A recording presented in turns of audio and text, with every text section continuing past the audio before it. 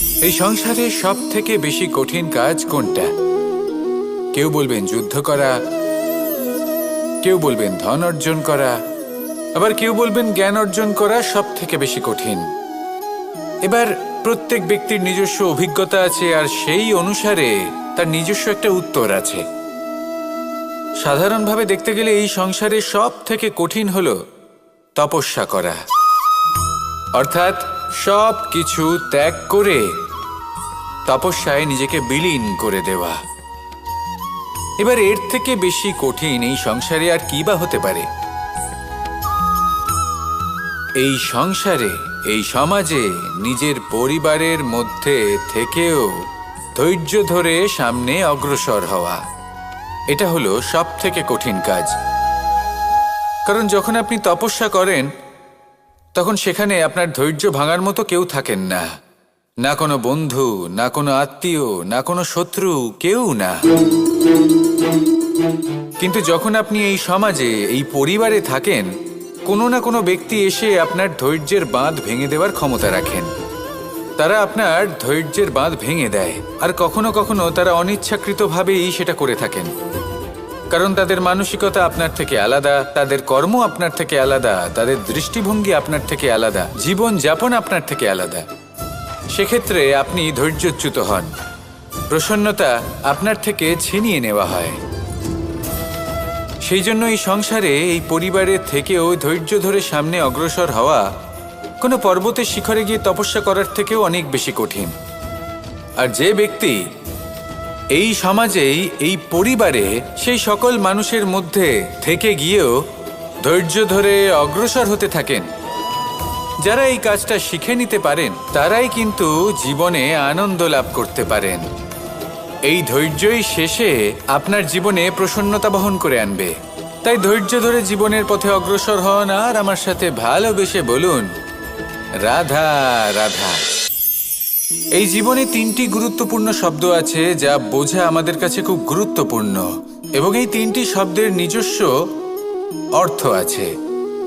প্রথম হলো সঙ্গবদ্ধতা, অর্থাৎ একসাথে মিলে কাজ করতে হবে, একসাথে মিলে পরিশ্রম করতে হবে, সামনে এগোতে হবে। এরকম করতে পারলে আপনার শক্তি বৃদ্ধি পাবে, আপনার ক্ষমতা বৃদ্ধি পাবে, আপনি এগোতে পারবেন এবং অনেক দূরে যেতে পারবেন। দ্বিতীয় হলো আত্মবিশ্বাস। হেরে যাওয়া বস্তুও আবার জিতে নিতে পারবেন। যদি আপনার নিজের আত্মবিশ্বাস থাকে তাহলে আপনি কখনো পরাজিত হবেন না। এবং তৃতীয় হলো অহংকার। জয়লাভ করার পরেও কিন্তু এটা আপনাকে পরাজিত করতে পারে। সেই জন্য জীবনে সঙ্গবদ্ধ হন, আত্মবিশ্বাস রাখুন, কিন্তু কখনোই অহংকার করবেন না। এই অহংকার আপনার থেকে সব কিছু কেড়ে নিতে পারে। এই অহংকারের জন্যই মথুরাপতি কংস নিজের পতনের দিকে অগ্রসর হয়েছিলেন। এই অহংকারকে ত্যাগ করুন, আর আমার সাথে ভালোবেসে বলুন, রাধা রাধা। আমরা যখনই কোনো গাছের চারা রোপণ করি তখন সবার আগে পরীক্ষা করে দেখি যে যেখানে আমরা চারা রোপণ করতে চলেছি সেখানকার মাটি আদৌ উর্বর কিনা, সেই মাটি সেই চারাকে বাড়তে সাহায্য করবে কিনা। যখন একটা চারা রোপণের আগে আমরা এত কিছু ভাবতে পারি, তাহলে কাউকে বিশ্বাস করার আগে আমরা কেন ভাবি না? জীবনে কখনো এই বিশ্বাসরূপী চারা কোথাও রোপণ করার আগে বোঝার চেষ্টা করুন যে যার ওপর আপনি বিশ্বাস করতে চলেছেন সে কি আদৌ আপনার বিশ্বাসের যোগ্য কি না। ভেবে দেখুন সেই ব্যক্তি ভবিষ্যতে গিয়ে আপনার বিশ্বাস ভাঙতে পারে কি না। এটাও ভেবে দেখুন যে যাকে আপনি বিশ্বাস করতে চলেছেন তাকে আপনি বিশ্বাস করলে নিজের জীবনের উদ্দেশ্যে আপনি অগ্রসর হতে পারবেন কি না। আর তার জন্য প্রয়োজন সঠিক সিদ্ধান্ত, পরখ করা, কোনটা উচিত কোনটা অনুচিত সেটা বোঝা। আর তাতে কিন্তু আপনি সন্দেহবাতিক হবেন না, তাতে আপনি আরো নিপুণ হয়ে উঠবেন। তাই যদি আপনি নিপুণ হয়ে উঠতে চান তাহলে বোঝার চেষ্টা করুন, পরখ করে দেখুন, কোনটা উচিত কোনটা অনুচিত বুঝুন। আর বিশ্বাস তখনই করুন যখন আপনি 100% নিশ্চিত হবেন যে সে বিশ্বাসের যোগ্য। আসুন আমার সাথে ভালোবেসে বলুন, রাধা রাধা। রাধা কখনো কখনো আমার জন্য বড়ই সুগন্ধি আতর নিয়ে আসে, পারিজাত ফুলের মালা নিয়ে আসে আমার প্রসাধন করবে বলে, এবং আমার সব থেকে বেশি প্রিয় মাখন নিজে হাতে বানিয়ে আনে আমাকে নিজে হাতে খাইয়ে দেবে বলে, সবকিছু আমাকে প্রসন্ন করবে বলে। কিন্তু আপনি কখনো ভেবেছেন যে এই আতর কিভাবে বানানো হয়? সহস্র ফুলের পাপড়ি একসাথে পিষে নিতে হয়, তারপরে তার থেকে যে রস নিঃসৃত হয় সেই রস দ্বারাই আতর তৈরি হয়। অনেক সংখ্যক ফুলকে অসীম যন্ত্রণা ভোগ করতে হয়, তবে তারা আমার প্রসাধন সামগ্রী হয়ে উঠতে পারে। দুধ থেকে মাখন তৈরি করার জন্য কতটা পরিমাণ মন্থন সহ্য করতে হয় সেটা আপনি জানেন। ঠিক সেই রকমই হলো আমাদের জীবনও। বিপদও আসে, কঠিন পরিস্থিতিও আসে, এর সম্মুখীন হতে শিখুন।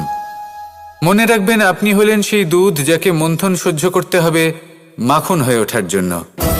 মনে রাখবেন, আপনি হলেন সেই ফুলের মতন যাদের পিষ্ট হতে হবে সুগন্ধি আতর হয়ে ওঠার জন্য, যাকে এই সংসার পছন্দ করে। কখনো কখনো জীবনে আপনার সাথে খারাপ শুধুমাত্র এই কারণে ঘটে যাতে আপনার শ্রেষ্ঠ রূপ এই সংসারের সামনে আসতে পারে। শুধুমাত্র কঠিন পরিস্থিতি এবং বিপদকে একটা সুযোগ হিসেবে দেখার চেষ্টা করুন।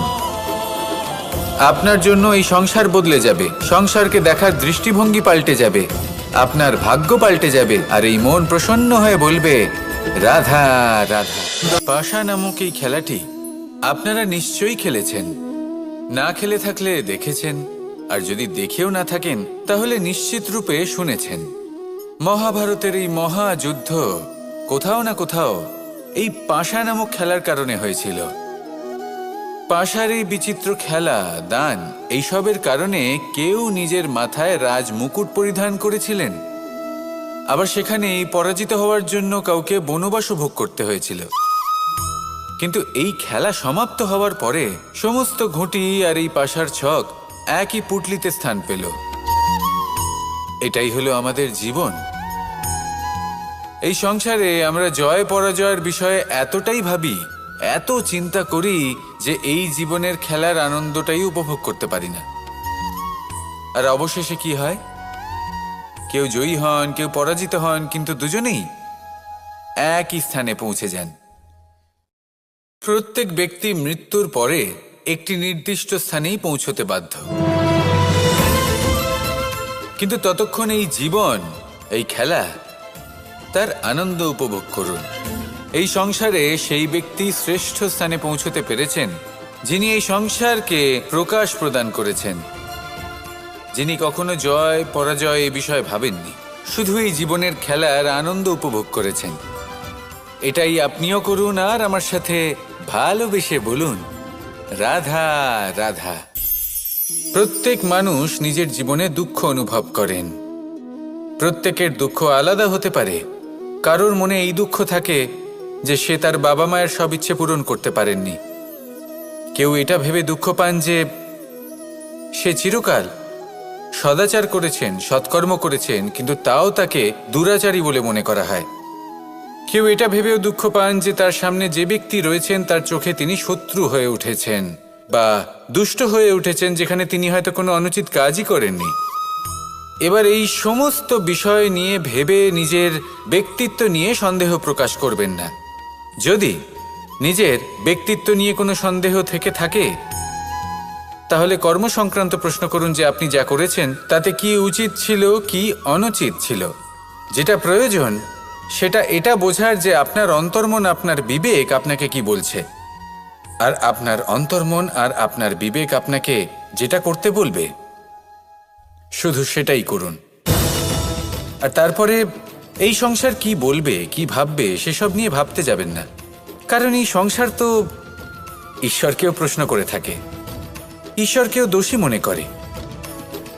কখনো কখনো যখন কোনো ঘটনা মানুষের ইচ্ছা অনুযায়ী ঘটে না, তখন মানুষ এটা বলে যে হে ঈশ্বর, আপনি আমার পাশে থাকলেন না, আপনি বড়ই কঠোর, এটা আপনার দোষ।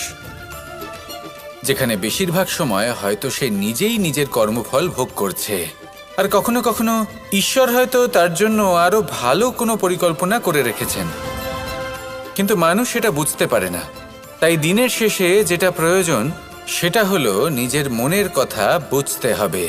আপনার বিবেক কি বলছে শুধু সেটাই করুন আর সামনে এগোতে থাকুন। আমার সাথে ভালোবেসে বলুন, রাধা রাধা।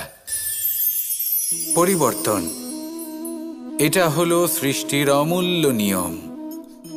এই সংসারে সবকিছু সময়ান্তরে পরিবর্তিত হয়, এই সময়ও পরিবর্তিত হয়। পরিবর্তন চিরকাল হয়ে এসেছে আর চিরকাল হতে থাকবে, কিন্তু এবার আমরা সেই পরিবর্তন কিভাবে লাভ করব যেটা আমাদের প্রয়োজন, যেটা আমরা চাই। আমরা জীবনে বিকাশ চাই। এই বিকাশ কিভাবে লাভ করতে পারি? এই প্রকৃতি কিন্তু আমাদের অত্যন্ত উত্তম উদাহরণ দিয়ে বুঝিয়েছে। একটি বিন্দুর উদাহরণ দিয়েছে যা ভবিষ্যতে একটা বিশাল নদীর আকার ধারণ করে। এটা কিভাবে হয়? মেঘ থেকে একটি বিন্দু ঝরে পড়ে সেই পর্বতের ওপর যেখানে হিম আছে। সেই হিমের সংস্পর্শে আসা মাত্র সেই বিন্দুর সাথে আরও বেশ কিছু বিন্দু যুক্ত হয়। তারপর তারা অগ্রসর হয়, আরও কিছু বিন্দু যুক্ত হয়, আস্তে আস্তে একটা ক্ষীণ ধারার রূপ ধারণ করে এবং সেটাই ভবিষ্যতে আরও এগোতে থাকে। অনেকটা যাওয়ার পর যখন অনেক সংখ্যক বিন্দু একসাথে যুক্ত হয় তখন সেটা বিশাল নদীর আকার ধারণ করে। এবার আমরা মানুষ বলে আমাদের সাথে এই নিয়মের অন্যথা হয় তা নয়। আমরাও এই প্রকৃতির অংশ, আমাদের ক্ষেত্রেও একই নিয়ম প্রযোজ্য। যখন পরিশ্রম করে অনেক সংখ্যক বিন্দু আমরা একত্রিত করব তখনই পরিবর্তনের নদী প্রবাহিত হবে। প্রয়োজন হলো নিরন্তর পরিশ্রম করা এবং ধৈর্য ধরা। এটা করতে থাকুন, জীবনে সব কিছু লাভ করতে পারবেন, কারণ প্রকৃতি আমাদের এটাই শিখিয়েছে। আর আমরা এই ব্রহ্মরই একটি অংশ, যার দ্বারা এই ব্রহ্মাণ্ড নির্মিত। আসুন আমার সাথে ভালোবেসে বলুন, রাধা রাধা। কখনো এই প্রকৃতির দিকে তাকিয়ে থাকবেন। এই প্রকৃতি অনেক ধরনের শিক্ষা দেয়। কোনো একটা গাছকে দেখুন কিভাবে সে মাটি থেকে জল শুষে নেয়। সে ঝড় হোক বা হোক কড়া রোদ সব সহ্য করে এবং অবশেষে সে ফল ধারণ করে। আর সেই ফল উৎপন্ন করার পরে সে ফল কিন্তু সে নিজে গ্রহণ করে না, এই সংসারকে প্রদান করে, যাতে পশু পাখি মানুষ তারা এই ফল গ্রহণ করে শক্তিশালী হয়ে উঠতে পারে, সুস্থ থাকতে পারে। সেভাবেই নদী, সরোবর এরা নিজেরাও কিন্তু নিজেদের জল গ্রহণ করে না, মাটিকে প্রদান করে, পশু পাখিকে প্রদান করে। সূর্য নিজেও নিজের জন্য প্রজ্বলিত হয় না, সে প্রকাশ ছড়িয়ে দিতে চায় আমাদের সবার কাছে, সে আলো পৌঁছে দিতে চায়। এই প্রত্যেকের কর্মে পরমার্থ নিহিত আছে, আর সেই জন্যই এদের সকলকে পুজো করা হয়। তাই মনে রাখবেন, আপনার কাছে জীবন যাপনের অতিরিক্ত যা কিছুই আছে তা পরমার্থের জন্য। তাহলে তার সদ্ব্যবহার করুন আর আমার সাথে ভালোবেসে বলুন, রাধা রাধা। আমরা প্রত্যেকেই অবশ্যই এমন সময় দেখেছি যখন অনেকগুলো সমস্যা একসাথে আমাদের জীবনে এসে পড়ে। সমস্যা আমাদের প্রত্যেকের জীবনেই থাকে। আমরা তার সমাধান খুঁজতে চেষ্টা করি, কখনো সমাধান খুঁজে পাই, আবার কখনো যতই চেষ্টা করি না কেন কোনো সমাধান খুঁজেই পাই না। আর যখন এটা হয় তখন মানুষ অত্যন্ত বিচলিত হয়ে পড়েন। নিজের আত্মীয় স্বজন, নিজের বন্ধু বা সংসার এদের ওপরে এই দোষ চাপিয়ে দেন যে এদের জন্যই এই সমস্যা এসেছে। এবার যদি আমি আপনাকে কোনো পরামর্শ দিই তাহলে এটাই বলবো যে দৃষ্টিভঙ্গি পাল্টে দেখুন। এই দৃষ্টিভঙ্গি দিয়ে দেখুন যে এই সংসারে যে সমস্যায় আসুক না কেন তার জন্য কেউ দোষী নয়, না আপনি না অন্য কেউ। এই পুরো খেলাটাই আপনার মানসিকতা, আপনার দৃষ্টিভঙ্গির, আপনার মনের। কিভাবে বোঝাচ্ছি? যখন আমাদের মন শক্ত থাকে তখন কঠিন থেকে কঠিনতর পরিস্থিতিও আমাদের জীবনে খুব বেশি হলে প্রতিস্পর্ধা হয়ে থেকে যায়। সেখানে যদি আমাদের মন দুর্বল থাকে, তখন অল্প কঠিন পরিস্থিতিও আমাদের কাছে খুব বড় সমস্যা হয়ে যায়, তাই না? একটা শক্ত মন কঠিন পরিস্থিতিকে প্রতিস্পর্ধা হিসেবে দেখে আর তার মধ্যে ওটা সুযোগ খুঁজে নেয়।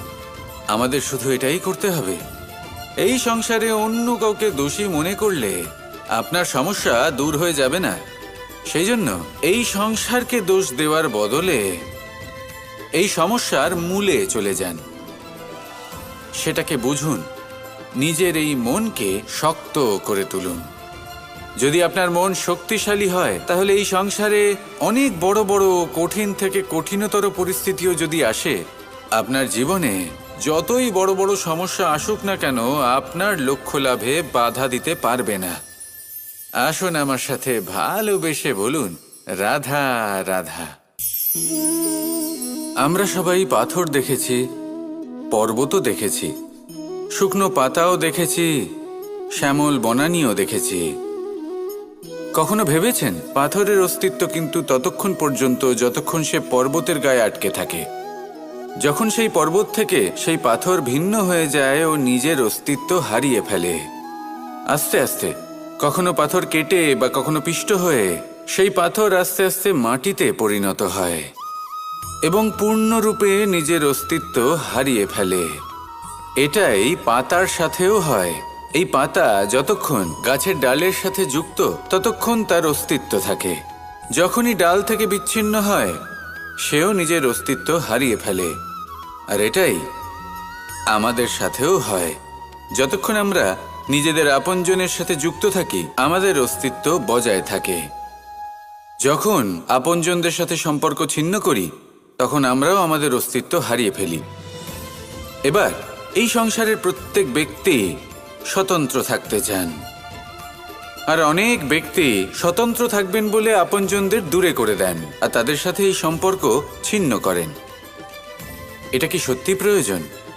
আপনজনদের সাথে সম্পর্ক ছিন্ন করে নিজের অস্তিত্ব হারিয়ে ফেলা প্রয়োজনীয়, নাকি আপনজনদের সাথে সম্পর্ক বজায় রেখে নিজেদের স্বতন্ত্র করে রাখা সেটা আবশ্যক?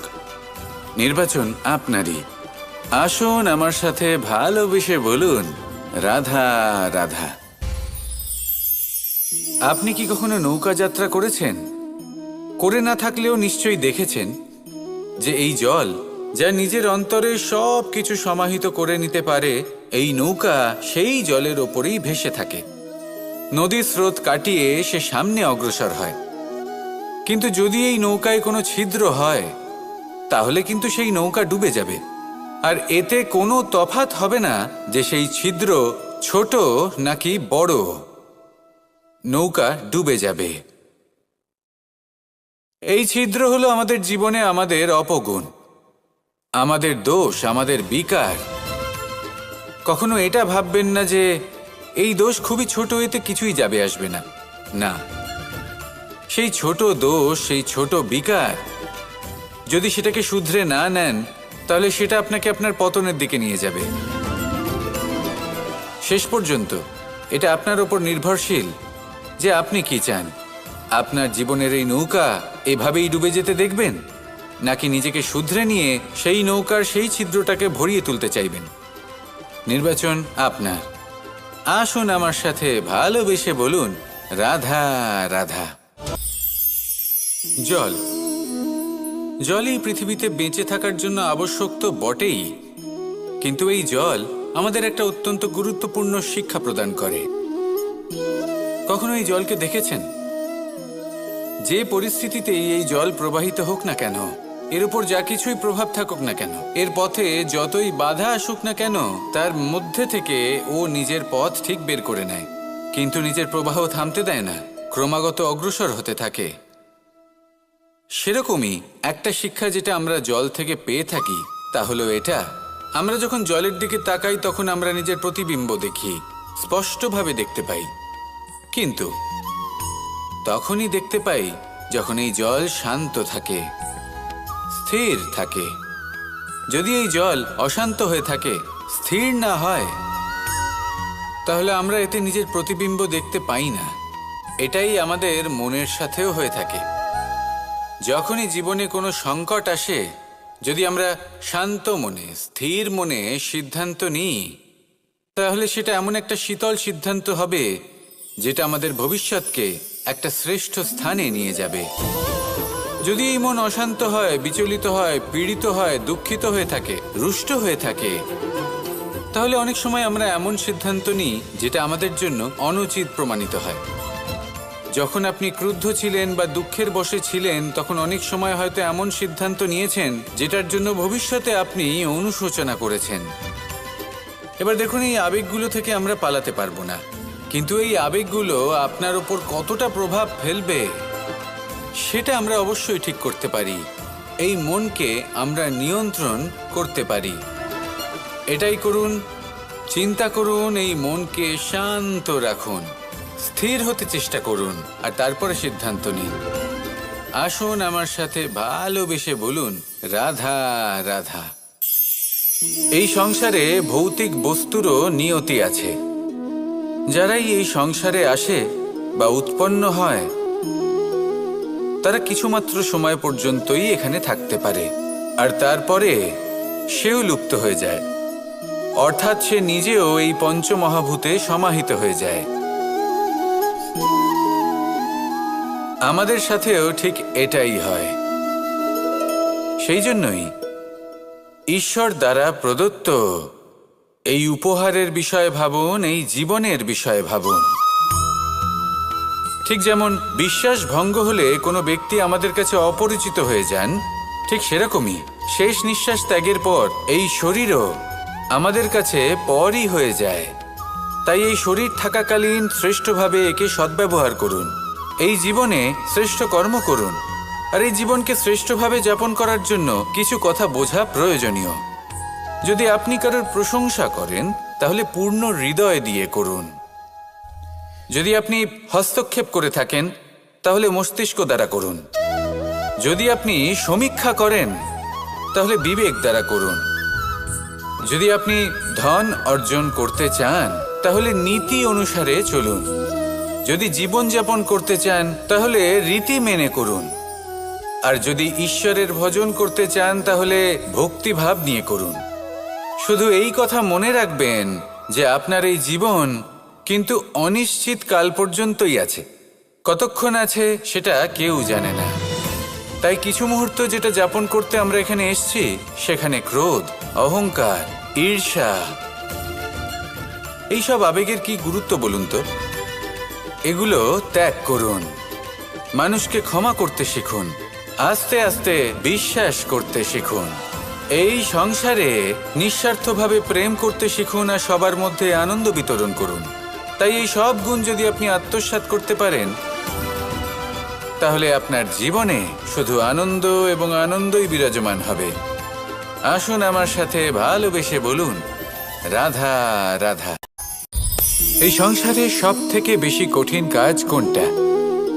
কেউ বলবেন যুদ্ধ করা, কেউ বলবেন ধন অর্জন করা, আবার কেউ বলবেন জ্ঞান অর্জন করা সব থেকে বেশি কঠিন। এবার প্রত্যেক ব্যক্তির নিজস্ব অভিজ্ঞতা আছে, আর সেই অনুসারে তার নিজস্ব একটা উত্তর আছে। সাধারণভাবে দেখতে গেলে এই সংসারে সব থেকে কঠিন হলো তপস্যা করা, অর্থাৎ সব কিছু ত্যাগ করে তপস্যায় নিজেকে বিলীন করে দেওয়া। এবার এর থেকে বেশি কঠিন এই সংসারে আর কি বা হতে পারে? এই সংসারে, এই সমাজে, নিজের পরিবারের মধ্যে থেকেও ধৈর্য ধরে সামনে অগ্রসর হওয়া, এটা হলো সব থেকে কঠিন কাজ। কারণ যখন আপনি তপস্যা করেন, তখন সেখানে আপনার ধৈর্য ভাঙার মতো কেউ থাকেন না, না কোনো বন্ধু, না কোনো আত্মীয়, না কোনো শত্রু, কেউ না। কিন্তু যখন আপনি এই সমাজে, এই পরিবারে থাকেন, কোনো না কোনো ব্যক্তি এসে আপনার ধৈর্যের বাঁধ ভেঙে দেওয়ার ক্ষমতা রাখেন। তারা আপনার ধৈর্যের বাঁধ ভেঙে দেয়, আর কখনো কখনো তারা অনিচ্ছাকৃতভাবেই সেটা করে থাকেন। কারণ তাদের মানসিকতা আপনার থেকে আলাদা, তাদের কর্ম আপনার থেকে আলাদা, তাদের দৃষ্টিভঙ্গি আপনার থেকে আলাদা, জীবন যাপন আপনার থেকে আলাদা। সেক্ষেত্রে আপনি ধৈর্যচ্যুত হন, প্রসন্নতা আপনার থেকে ছিনিয়ে নেওয়া হয়। সেই জন্য এই সংসারে, এই পরিবারের থেকেও ধৈর্য ধরে সামনে অগ্রসর হওয়া কোনো পর্বতের শিখরে গিয়ে তপস্যা করার থেকেও অনেক বেশি কঠিন। আর যে ব্যক্তি এই সমাজেই, এই পরিবারে, সেই সকল মানুষের মধ্যে থেকে গিয়েও ধৈর্য ধরে অগ্রসর হতে থাকেন, যারা এই কাজটা শিখে নিতে পারেন, তারাই কিন্তু জীবনে আনন্দ লাভ করতে পারেন। এই ধৈর্যই শেষে আপনার জীবনে প্রসন্নতা বহন করে আনবে। তাই ধৈর্য ধরে জীবনের পথে অগ্রসর হন আর আমার সাথে ভালোবেসে বলুন, রাধা রাধা। এই জীবনে 3টি গুরুত্বপূর্ণ শব্দ আছে যা বোঝা আমাদের কাছে খুব গুরুত্বপূর্ণ, এবং এই 3টি শব্দের নিজস্ব অর্থ আছে। প্রথম হলো সঙ্গবদ্ধতা, অর্থাৎ একসাথে মিলে কাজ করতে হবে, একসাথে মিলে পরিশ্রম করতে হবে, সামনে এগোতে হবে। এরকম করতে পারলে আপনার শক্তি বৃদ্ধি পাবে, আপনার ক্ষমতা বৃদ্ধি পাবে, আপনি এগোতে পারবেন এবং অনেক দূরে যেতে পারবেন। দ্বিতীয় হলো আত্মবিশ্বাস। হেরে যাওয়া বস্তুও আবার জিতে নিতে পারবেন। যদি আপনার নিজের আত্মবিশ্বাস থাকে, তাহলে আপনি কখনো পরাজিত হবেন না। এবং তৃতীয় হলো অহংকার। জয়লাভ করার পরেও কিন্তু এটা আপনাকে পরাজিত করতে পারে। সেই জন্য জীবনে সঙ্গবদ্ধ হন, আত্মবিশ্বাস রাখুন, কিন্তু কখনোই অহংকার করবেন না। এই অহংকার আপনার থেকে সব কিছু কেড়ে নিতে পারে। এই অহংকারের জন্যই মথুরাপতি কংস নিজের পতনের দিকে অগ্রসর হয়েছিলেন।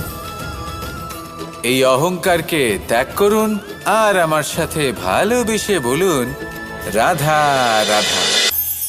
আমরা যখনই কোনো গাছের চারা রোপণ করি, তখন সবার আগে পরীক্ষা করে দেখি যে যেখানে আমরা চারা রোপণ করতে চলেছি সেখানকার মাটি আদৌ উর্বর কিনা, সেই মাটি সেই চারাকে বাড়তে সাহায্য করবে কিনা। যখন একটা চারা রোপণের আগে আমরা এত কিছু ভাবতে পারি, তাহলে কাউকে বিশ্বাস করার আগে আমরা কেন ভাবি না? জীবনে কখনো এই বিশ্বাসরূপী চারা কোথাও রোপণ করার আগে বোঝার চেষ্টা করুন যে যার ওপর আপনি বিশ্বাস করতে চলেছেন সে কি আদৌ আপনার বিশ্বাসের যোগ্য কি না। ভেবে দেখুন সেই ব্যক্তি ভবিষ্যতে গিয়ে আপনার বিশ্বাস ভাঙতে পারে কি না। এটাও ভেবে দেখুন যে যাকে আপনি বিশ্বাস করতে চলেছেন তাকে আপনি বিশ্বাস করলে নিজের জীবনের উদ্দেশ্যে আপনি অগ্রসর হতে পারবেন কি না। আর তার জন্য প্রয়োজন সঠিক সিদ্ধান্ত, পরখ করা, কোনটা উচিত কোনটা অনুচিত সেটা বোঝা। আর তাতে কিন্তু আপনি সন্দেহবাতিক হবেন না, তাতে আপনি আরো নিপুণ হয়ে উঠবেন। তাই যদি আপনি নিপুণ হয়ে উঠতে চান তাহলে বোঝার চেষ্টা করুন, পরখ করে দেখুন, কোনটা উচিত কোনটা অনুচিত বুঝুন। আর বিশ্বাস তখনই করুন যখন আপনি 100% নিশ্চিত হবেন যে সে বিশ্বাসের যোগ্য। আসুন আমার সাথে ভালোবেসে বলুন, রাধা রাধা। রাধা কখনো কখনো আমার জন্য বড়ই সুগন্ধি আতর নিয়ে আসে, পারিজাত ফুলের মালা নিয়ে আসে আমার প্রসাধন করবে বলে, এবং আমার সব থেকে বেশি প্রিয় মাখন নিজে হাতে বানিয়ে আনে আমাকে নিজে হাতে খাইয়ে দেবে বলে, সবকিছু আমাকে প্রসন্ন করবে বলে। কিন্তু আপনি কখনো ভেবেছেন যে এই আতর কিভাবে বানানো হয়? সহস্র ফুলের পাপড়ি একসাথে পিষে নিতে হয়, তারপরে তার থেকে যে রস নিঃসৃত হয় সেই রস দ্বারাই আতর তৈরি হয়। অনেক সংখ্যক ফুলকে অসীম যন্ত্রণা ভোগ করতে হয়, তবে তারা আমার প্রসাধন সামগ্রী হয়ে উঠতে পারে।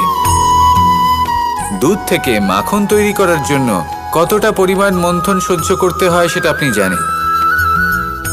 ঠিক সেই রকমই হলো আমাদের জীবনও। বিপদও আসে, কঠিন পরিস্থিতিও আসে, এর সম্মুখীন হতে শিখুন। মনে রাখবেন আপনি হলেন সেই দুধ যাকে মন্থন সহ্য করতে হবে মাখন হয়ে ওঠার জন্য।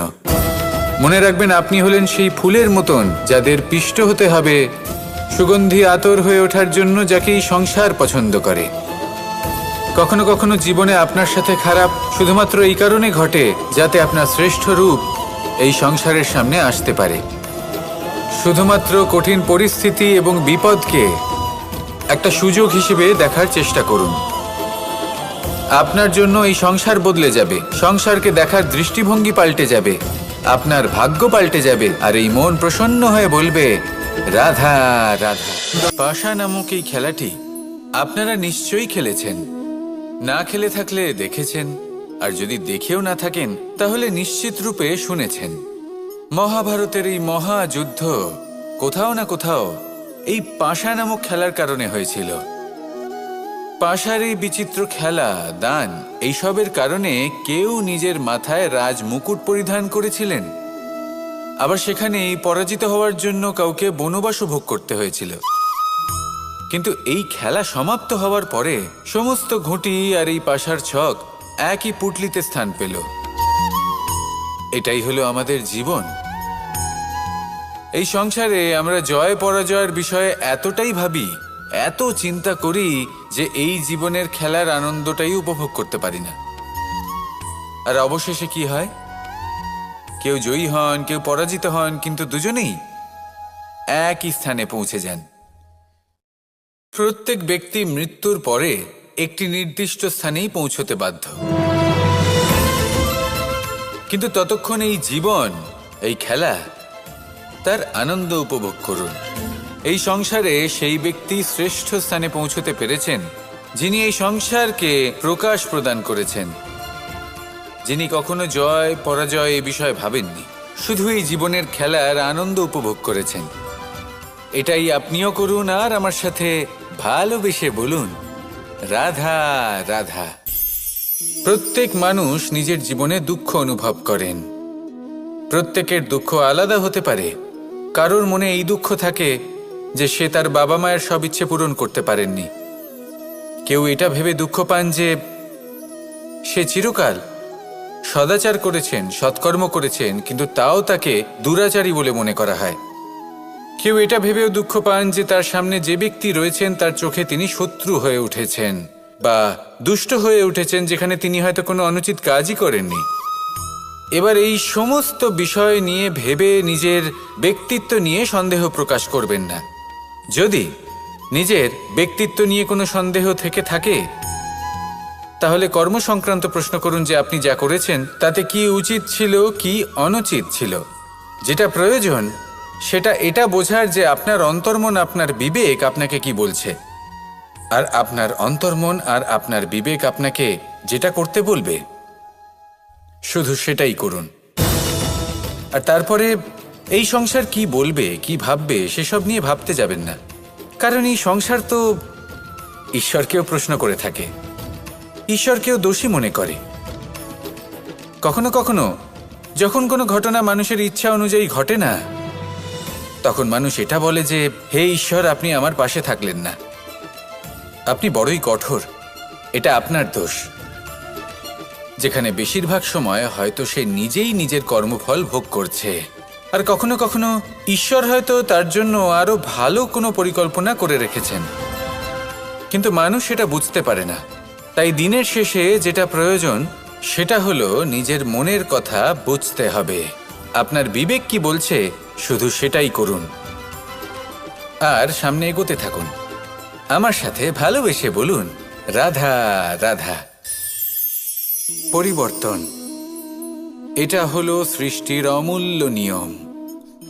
এই সংসারে সবকিছু সময়ান্তরে পরিবর্তিত হয়, এই সময়ও পরিবর্তিত হয়।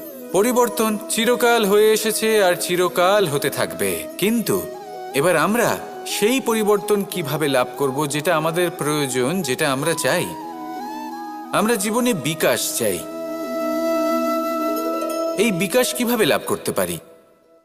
এই প্রকৃতি কিন্তু আমাদের অত্যন্ত উত্তম উদাহরণ দিয়ে বুঝিয়েছে। একটি বিন্দুর উদাহরণ দিয়েছে যা ভবিষ্যতে একটা বিশাল নদীর আকার ধারণ করে। এটা কিভাবে হয়? মেঘ থেকে একটি বিন্দু ঝরে পড়ে সেই পর্বতের ওপর যেখানে হিম আছে। সেই হিমের সংস্পর্শে আসা মাত্র সেই বিন্দুর সাথে আরও বেশ কিছু বিন্দু যুক্ত হয়, তারপর তারা অগ্রসর হয়, আরও কিছু বিন্দু যুক্ত হয়, আস্তে আস্তে একটা ক্ষীণ ধারার রূপ ধারণ করে, এবং সেটাই ভবিষ্যতে আরও এগোতে থাকে অনেকটা যাওয়ার পর যখন অনেক সংখ্যক বিন্দু একসাথে যুক্ত হয় তখন সেটা বিশাল নদীর আকার ধারণ করে। এবার আমরা মানুষ বলে আমাদের সাথে এই নিয়মের অন্যথা হয় তা নয়। আমরাও এই প্রকৃতির অংশ, আমাদের ক্ষেত্রেও একই নিয়ম প্রযোজ্য। যখন পরিশ্রম করে অনেক সংখ্যক বিন্দু আমরা একত্রিত করব তখনই পরিবর্তনের নদী প্রবাহিত হবে। প্রয়োজন হলো নিরন্তর পরিশ্রম করা এবং ধৈর্য ধরা। এটা করতে থাকুন, জীবনে সব কিছু লাভ করতে পারবেন। কারণ প্রকৃতি আমাদের এটাই শিখিয়েছে, আর আমরা এই ব্রহ্মরই একটি অংশ, যার দ্বারা এই ব্রহ্মাণ্ড নির্মিত।